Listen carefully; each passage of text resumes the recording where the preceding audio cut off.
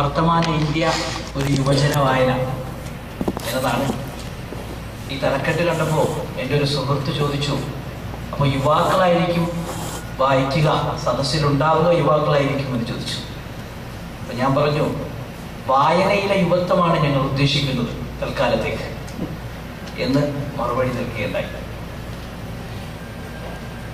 ഈ സെമിനാറിൻ്റെ വിഷയത്തെ അധികരിച്ചുകൊണ്ട് ഒരു പ്രബന്ധം അവതരിപ്പിക്കുകയും അതിനെ അധികരിച്ചുകൊണ്ടുള്ള ചർച്ചയും ജിദ്ദയിലെ മത സാംസ്കാരിക രംഗങ്ങളിലുള്ള പ്രമുഖർ പങ്കെടുത്ത് സംസാരിക്കുകയും ചെയ്യും. അതിനുശേഷം ചർച്ചയുടെ സമാപനം. ഇതാണ് പരിപാടിയുടെ, സെമിനാറിൻ്റെ സ്വഭാവം. വിഷയത്തെ സംബന്ധിച്ച് ഈ ആമുഖ ഭാഷണത്തിൽ സെമിനാറിൻ്റെ വിഷയവുമായി ബന്ധപ്പെട്ട് എനിക്ക് സമാപനത്തിൽ അവസരമുള്ളത് കൊണ്ട് അത് വിഷയവുമായി ബന്ധപ്പെട്ട കാര്യങ്ങൾ അവസാനത്തേക്ക് നീക്കിവെക്കുകയാണ്. യൂത്ത് ഇന്ത്യയെ സംബന്ധിച്ചും പ്രവാസി യുവജന സമൂഹത്തെ സംബന്ധിച്ചും ചില കാര്യങ്ങൾ ഈ ആമുഖത്തിൽ പറയുവാനാണ് ആഗ്രഹിക്കുന്നത്. സത്യത്തിൽ കേരളീയ പ്രവാസി സമൂഹത്തിൻ്റെ ഒരുപാട് സാംസ്കാരിക പരിപാടികൾക്ക് സാക്ഷ്യം വഹിക്കുന്ന ഒരിടമാണ് ജിദ്ദയിലെ ഷറഫിയ എന്ന് പറഞ്ഞത്. പരിപാടികളുടെ ബാഹുല്യം കണ്ടിട്ട് ഒരിക്കലെ പഴയ കോൺസുലർ ജനറൽ സയ്യിദ് അഹമ്മദ് ബാവ പറയുകയുണ്ടായി, കേരളീയ രാഷ്ട്രീയ പ്രബുദ്ധതയുടെ ലക്ഷണമാണ് ഇത്തരം സംഭവബഹുലമായ പരിപാടികൾ എന്ന് പറയുകയുണ്ടായി. എന്നിട്ട് അദ്ദേഹം ഒന്നുകൂടി കൂട്ടിച്ചേർത്തു, മറ്റ് സംസ്ഥാനങ്ങൾ കൂടി ഈ ഒരു താല്പര്യം കാണിച്ചാൽ ജിദ്ദ പ്രവാസ പരിസരം സജീവമായി നിലനിൽക്കും എന്ന്. സത്യത്തിൽ അതൊരു വളരെ ശരിയായ നിരീക്ഷണമാണ്. പക്ഷേ ജിദ്ദയിലെ സാംസ്കാരിക പരിസരം അകത്തു നിന്ന് വിലയിരുത്തുമ്പോൾ നാം എത്തിച്ചേരുന്ന നിഗമനങ്ങളിൽ ഒന്ന്, അത്തരം പരിപാടികളിൽ നിന്ന് ലഭിക്കുന്ന ഊർജം കർമ്മപദങ്ങളിലേക്ക് പ്രവഹിക്കുന്നതിൽ പോരാ, വേണ്ടത്ര പ്രവഹിക്കപ്പെടുന്നില്ല എന്ന ഒരു നിഗമനമാണ്. അതായത് അക്കാദമിക രാഷ്ട്രീയ മേഖലകളിലുള്ള ചർച്ചകൾ മാത്രമായി പലപ്പോഴും അത് പരിണമിച്ചു പോവാറുണ്ട്. ഈ അവസ്ഥയ്ക്ക് മാറ്റം വരണമെന്ന് യൂത്ത് ഇന്ത്യ ആത്മാർത്ഥമായും ആഗ്രഹിക്കുന്നു. അപ്പൊ ഇത്തരം പരിപാടികൾ യൂത്ത് ഇന്ത്യ ഏറ്റെടുക്കുമ്പോൾ ബഹുമുഖ ഉദ്ദേശ്യങ്ങൾ മുന്നിൽ കണ്ടുകൊണ്ടാണ് യൂത്ത് ഇന്ത്യ ഇത്തരം പരിപാടികൾ ആസൂത്രണം ചെയ്യുന്നത്. ക്രിയാത്മക പ്രതികരണ ശേഷിയുള്ള ഒരു സമൂഹത്തെ വാർത്തെടുക്കുവാൻ, അരുതായ്മകൾക്കെതിരെ ശബ്ദിക്കുന്ന ഒരു യുവജന സമൂഹത്തിന്റെ സൃഷ്ടിപ്പും ഒക്കെ ഇത്തരം പരിപാടികളിലൂടെ യൂത്ത് ഇന്ത്യ ലക്ഷ്യമിടുന്നു. പ്രതികരണ ശേഷിയുള്ള അരുതായ്മകൾക്കെതിരെ ശബ്ദിക്കുന്ന ഒരു യുവതയുടെ സൃഷ്ടിപ്പ് യൂത്ത് ഇന്ത്യയുടെ ലക്ഷ്യങ്ങളിൽ ഒന്നാണ്. പ്രവാസ ലോകത്തേക്ക് വരുന്നതോടുകൂടി ഏകാന്തതയുടെ ലോകത്തേക്ക് ചേക്കേറുന്ന യുവജന സുഹൃത്തുക്കളെ കർമ്മോത്സുകരായി നിലനിർത്തുക എന്നതും ഇത്തരം പരിപാടികൾ കൊണ്ട് യൂത്ത് ഇന്ത്യ ഉദ്ദേശിക്കുന്നു.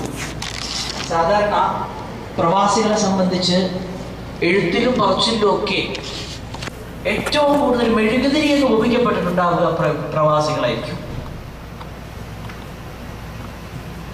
മരുക്കാട്ടിലെ കത്തുന്ന ചൂടിലും മരം കോച്ചുന്ന തണുപ്പിലും സ്വയം ഉരുകിയൊലിച്ചും തണുത്തുറഞ്ഞും മറ്റുള്ളവരെ ജീവിപ്പിച്ച് സ്വയം ജീവിക്കാൻ കഴിയാതെ പോകുന്നവർക്ക് ഭാഷയിൽ ഇതിൽ നല്ല വേറൊരു ഉപമ ഉണ്ടാവുകയില്ല.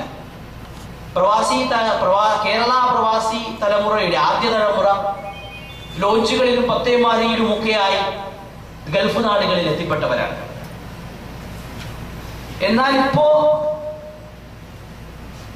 വിദ്യാഭ്യാസമില്ലാതിട്ട് യുവാക്കളെ ഗൾഫ് നാടുകളിലേക്ക് അയക്കുന്നതിനേക്കാൾ ഗൾഫിൽ മികച്ച ജോലി ലഭിക്കുന്നതിന് വേണ്ടി ഉന്നത കോഴ്സുകൾ പ്രത്യേകം തിരഞ്ഞെടുക്കുന്ന തലമുറയാണ് ഇന്ന് നമ്മുടെ ചിത്രത്തിൽ ഉള്ളത്. പക്ഷേ പ്രവാസ ലോകത്തേക്ക് വരുന്നതോടുകൂടി മലയാളി മനസ്സ് ഗൾഫ് മലയാളി മനസ്സായി രൂപാന്തരപ്പെടുന്ന ഒരവസ്ഥാവിശേഷം നമ്മൾ കാണുന്നുണ്ട്. പൊതുവെ അവകാശങ്ങൾക്ക് വേണ്ടിയുള്ള പോരാട്ടങ്ങളും സമരപരിപാടികളും ബോധവൽക്കരണ പരിപാടികളുടെയൊക്കെ ഭാഗമായി പ്രവാസ ലോകത്ത് നടക്കുന്ന പരിപാടികളെ നോക്കിക്കൊണ്ട് ഇക്കൂട്ടർ നിസ്സംഗഭാവത്തിൽ ചോദിക്കാറുണ്ട്, എന്തിനാ ഇപ്പൊ ഇതൊക്കെ, ഇതിന്റെയൊക്കെ ആവശ്യം എന്താണ്, നിനക്ക് വേറെ പണിയൊന്നുമില്ലേ എന്ന് ചോദിക്കുന്ന ഒരു വലിയ ഭൂരിപക്ഷത്തെ നാം കണ്ടുകൊണ്ടിരിക്കുന്നു. കുറച്ച് സമ്പാദിച്ച് അടിച്ചുപൊളിച്ച് ജീവിക്കുക എന്ന ഒരു ചെറിയ ലക്ഷ്യത്തിലേക്ക് അവർ ചുരുങ്ങിയിരിക്കുന്നു എന്നത് വാസ്തവമാണ്. അപ്പോ ക്രിയാത്മകമായ മേഖലയിലെ കുറ്റകരമായ മൗനമാണ് നമ്മൾ ഒരു വശത്ത് കാണുന്നതെങ്കിൽ, കുടുസായ മാനസികാവസ്ഥയുടെ പ്രതിഫലനം എന്നോണം ചെറിയ വിഭാഗം പ്രവാസികൾ സാമൂഹ്യ വിരുദ്ധ ചേരിയിലേക്കും പ്രവേശിക്കുന്നതായിട്ട് നമ്മൾ കാണുന്നു. നാട്ടിലെ ഒരു ചെറിയ കലാപം പൊട്ടിപ്പുറപ്പെടുമ്പോൾ തന്നെ അത് ഊതി വീർപ്പിച്ചുകൊണ്ട് ഊഹപ്രചാരണങ്ങൾ അഴിച്ചുവിട്ട് ഊഹപ്രചാരണങ്ങൾ അഴിച്ചുവിടാൻ ഒരു മടിയും ഇല്ലാത്തവരായി മാറുന്ന ഒരു ന്യൂനപക്ഷത്തെയും നമ്മൾ കാണുന്നുണ്ട്. അത് സാമൂഹിക പ്രതിബദ്ധതയുടെ അഭാവമായിട്ട് തന്നെ നമുക്ക് വിലയിരുത്താം. അപ്പൊ ഇവിടെ യൂത്ത് ഇന്ത്യ ആഗ്രഹിക്കുന്നത്, അതായത് യൂത്ത് ഇന്ത്യ മനസ്സിലാക്കുന്നത്, യുവത്വം എന്നാൽ മുതലാളിത്ത സംസ്കാരത്തിന്റെ ആഘോഷത്തിമിർപ്പിൽ ചെലവഴിക്കപ്പെടേണ്ട മനുഷ്യോർജമാണ് എന്ന ധാരണ തിരുത്തുക എന്നതാണ്. ലോക അനീതിക്രമത്തിനെതിരെ ശബ്ദമുയർത്തുന്ന, ക്രിയാത്മകമായി പ്രതികരിക്കുന്ന, സഹജീവികളുടെ ഉന്നമനത്തിന് വേണ്ടി പ്രവർത്തിക്കുകയും പ്രയത്നിക്കുകയും ചെയ്യുന്ന, ലോകത്തും നാട്ടിലും നടക്കുന്ന മൗലികമായ പ്രശ്നങ്ങളോട് ക്രിയാത്മകമായി പ്രതികരിക്കുന്ന, ആനുകാലിക സംഭവ വികാസങ്ങളിൽ ആത്മാർത്ഥവും എന്നാൽ തീക്ഷ്ണവുമായ നിലപാടുകൾ വെച്ചു പുലർത്തുന്ന ഒരു യുവ സമൂഹത്തിന്റെ സൃഷ്ടിപ്പ്, അതിനാണ് യൂത്ത് ഇന്ത്യ പരിശ്രമിച്ചുകൊണ്ടിരിക്കുന്നത്. ഇവിടെ ഇപ്പോ നമ്മളുടെ ഇന്ത്യൻ രാഷ്ട്രീയ സ്ഥിതിവിശേഷമൊക്കെ വിലയിരുത്തുമ്പോൾ, ഇപ്പൊ നേരത്തെ സ്വാഗത പ്രാസംഗികൻ സൂചിപ്പിച്ചതുപോലെ, നമുക്ക് അത്ര നല്ല സന്തോഷകരമായ അവസ്ഥയൊന്നുമല്ല ലഭിച്ചുകൊണ്ടിരിക്കുന്നത്. ഈ അടുത്ത് ഒരു ലേഖനത്തില് ഒരു നോവലിൽ പറഞ്ഞ നോവലിലെ കഥാപാത്രം പറഞ്ഞ ഡയലോഗ് ആ ലേഖനത്തിൽ ഏത് നോവലിലാണെന്ന് എനിക്ക് അറിഞ്ഞുകൂടാ. അപ്പൊ ആ നോവല് ഇന്ത്യൻ സാഹചര്യത്തെ ആ നോവലിലെ കഥാപാത്രം വിശദീകരിക്കുകയാണ്. രാഷ്ട്രീയമാകുന്ന കലക്കവെള്ളത്തിൽ നീന്തിത്തുടിച്ച് വഴുതി പോകുന്ന അധികാരമാകുന്ന മത്സ്യം കൈപ്പിടിയിൽ ഒതുങ്ങുമ്പോൾ കിട്ടുന്ന ലഹരി വേറൊന്നിൽ നിന്നും ലഭ്യമല്ല. അതായത് മഹിതമായ ഒരുപാട് പാരമ്പര്യം ഉള്ള ഇന്ത്യൻ ജനാധിപത്യ വ്യവസ്ഥയെ അങ്ങേയറ്റം ദുർബലപ്പെടുത്തിക്കൊണ്ടിരിക്കുന്ന ഒരു സംസ്കാരമാണ് അധികാര രാഷ്ട്രീയ സംസ്കാരം എന്നത്.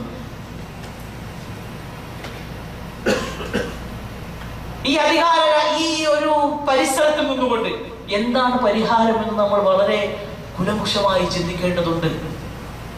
എന്താണ് പരിഹാരം സുഹൃത്തുക്കളെ?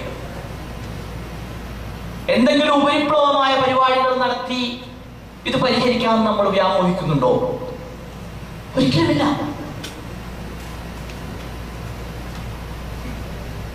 വളരെ ദീർഘവീക്ഷണത്തോടുകൂടിയുള്ള കാൽവെപ്പുകൾ നടത്തിയാൽ മാത്രമേ ഈ മഹിതമായ പാരമ്പര്യം അവകാശപ്പെടുന്ന നമ്മുടെ ഇന്ത്യൻ സംവിധാനത്തെ തിരികെ കൊണ്ടുവരാൻ കഴിയുകയുള്ളൂ എന്ന് നാം മനസ്സിലാക്കേണ്ടതുണ്ട്.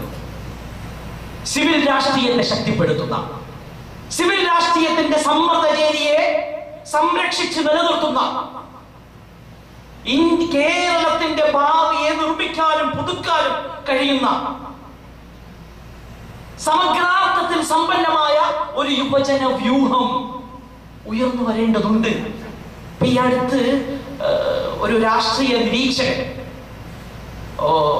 ഇന്ത്യൻ ഡെമോക്രസിയെ വിലയിരുത്തിക്കൊണ്ട് പറഞ്ഞു, മിക്ക സ്ഥാനങ്ങളിലും ഒരു 70% 70 കഴിഞ്ഞവർ ഇന്ത്യൻ സ്ഥിരാകേന്ദ്രങ്ങൾ നിയന്ത്രിച്ചു കൊണ്ടിരിക്കുന്ന ഒരു അവസ്ഥാവിശേഷത്തിലൂടെയാണ്. ഇതിന് അതിൻ്റെതായ ഒരുപാട് പ്രശ്നങ്ങളുണ്ട് എന്ന് പറഞ്ഞുകൊണ്ട് വിലയിരുത്തിയ കുറെ ഭാഗങ്ങൾ വായിക്കാൻ ഇടയായി. അത്തരത്തില് സ്വയം ധാർമ്മിക ശിക്ഷണ മൂല്യബോധമുള്ള, സാമൂഹ്യ പ്രതിബദ്ധതയുള്ള, നിലനിൽക്കുന്ന വികസന പ്രക്രിയകളെ ക്രിയാത്മകമായി ചോദ്യം ചെയ്യാൻ കഴിവുള്ള ഒരു യുവജന സമൂഹത്തെ